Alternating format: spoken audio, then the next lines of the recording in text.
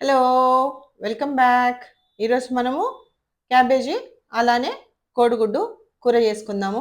చాలా టేస్టీగా ఉంటుంది. ఒక మారు ఈ విధంగా చేసి చూడండి. దీని టేస్ట్ ఏంటో మీకే తెలుస్తుంది. చూసారు కదా! ఎంతో చూడటానికి చాలా బాగుంది. తినడానికి కూడా అంతే బాగుంది. ఫస్ట్ పాన్ పెట్టుకొని, పాన్‌లో కొంచెం నూనె వేసుకొని, నూనె కొంచెం వేడయిన తర్వాత దాంట్లో ఆవాలు వేసుకుందాం. ఆవాలు కొంచెం చిటపటలాడిన తర్వాత దాంట్లో అల్లం వెల్లుల్లి ముద్ద వేసుకొని పచ్చి వాసన పోయేంత వరకు ఫ్రై చేసుకుందాం.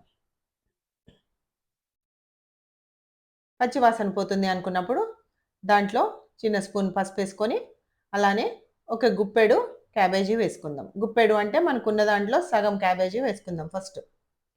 క్యాబేజీ చుట్టానికి ఎక్కువ ఉంటుంది, మగ్గినాక తక్కువ అవుతుంది, కలపడం కొంచెం ఇబ్బంది అవుతుందని ఈ మెథడ్ నేను ఫాలో అవుతానండి. అందుకోసం మీకు చెప్పాల్సి వస్తుంది. ఇప్పుడు మిగిలిన క్యాబేజీ వేసుకొని మొత్తం ఫ్రై చేసుకుందాం. వేసుకున్న మసాలా అంతా క్యాబేజీకి పట్టేటట్టు చేసుకొని ఒక 2 నిమిషాలు మూత పెట్టుకొని, మూత తీస్తే ఆవిరికి కొంచెం నీళ్ళొచ్చి కొంచెం హాఫ్ బాయిల్ అయిందండి. మరి ఉప్పు వేసి కలబెట్టి మూత పెట్టామనుకోండి ఇంకా మంచిగా ఫ్రై అయిపోతుంది. 2 నిమిషాలు మూత పెట్టామనుకోండి ఉప్పు వేసి కూడా దాంట్లో ఉండేంత నీరొచ్చింది. నీరు ఇంకిపోయింది. ఇప్పుడు క్యాబేజీ ఫ్రై రెడీగా ఉంది. మనం ఉప్పేసుకొని తీసేసుకోవచ్చు క్యాబేజీ ఫ్రై అనుకుంటే. కాకపోతే మనం కోడిగుడ్లు కూడా వేస్తున్నాం కాబట్టి కారం వేసుకొని, కారం పచ్చి వాసన పోయేంత వరకు ఫ్రై చేసుకుందాము.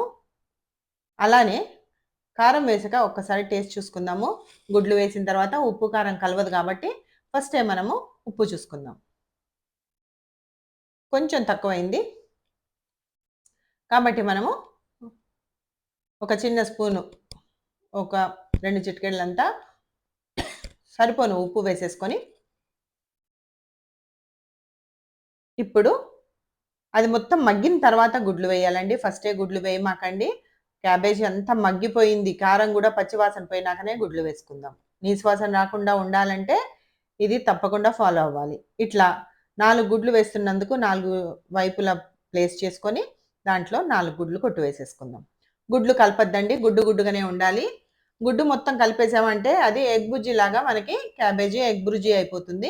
అది ఉత్త చపాతీలకే బావుంటుంది. అన్నంలోకి బాగుండదు. కాబట్టి ఇలా 4 గుడ్లు వేసేసి కదపకుండా మూత పెట్టేసామనుకోండి, ఆవిరికి గుడ్లన్నీ ఉడికిపోతాయి. ఒక 2 నిమిషాలు తీసాక చూసారు కదా! గుడ్లన్నీ ఉడికిపోయినాయి. ఒక్కసారి టర్న్ చేసుకొని ఇంకేమైనా పచ్చి వాసన ఉంది అనంటే పోవడం కోసము టర్న్ చేసుకొని మూత వేసేసుకుందామండి. అన్నీ టర్న్ చేసి ఒకసారి కలిపెట్టి మూత పెట్టేసుకుంటే పర్ఫెక్ట్‌గా అయిపోతుంది. మంచిగా మగ్గిపోయిందండి. ఓ 2 నిమిషాలు మూత పెట్టి తీసేసాక మంచిగా మగ్గిపోయింది. చూసారు కదా! పొడి పొడిగా గుడ్డులు మంచిగా వచ్చి చుట్టానికి బావుంది. టేస్ట్ కూడా అంతే బావుంటుందండి ఇట్లా గుడ్డు.